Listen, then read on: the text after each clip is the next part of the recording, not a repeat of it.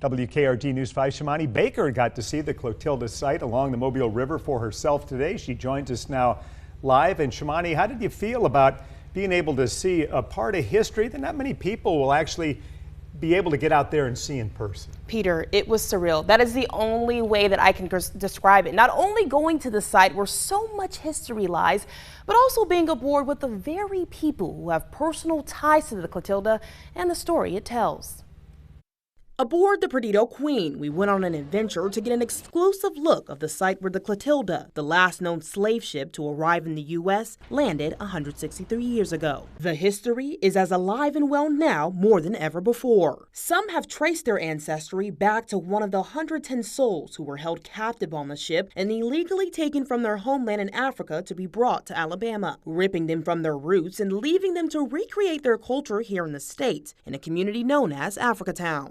Every time I come to the site, I think about the spirit of the ancestors. We're coming up the exact route they came up, and I just can't imagine being 14, 15 years old like they were, away from their parents, looking around at each other going, what's happening? What do we do now? There's been a number of ship wreckages along Mobile River, and it's easy to mistake one for another. This was what archaeologists once thought was the Clotilda. Further research showed that the Clotilda was somewhere in this area close to the house you see on your screen. It has never been pulled from the water, only select artifacts that now sit in the Heritage House Museum. But what exactly makes the Clotilda's discovery stand out from the other wreckages from the transatlantic era of African enslavement? Out of all 12,000 vessels, it is the only one where you can actually see the outline of a hull of a ship. Even more extraordinary is that you can actually see the hole of the cargo hold for the 110 endured that horrific crossing of the Atlantic Ocean. This diver described his time underwater as treacherous because of how dark it was where the ship is located. He told News 5 he wrote a prayer to the ancestors that he would recite each time before he would dive into the wreckage, and this was part of it. Your voices have been silenced for 162 years, but your silence ends now.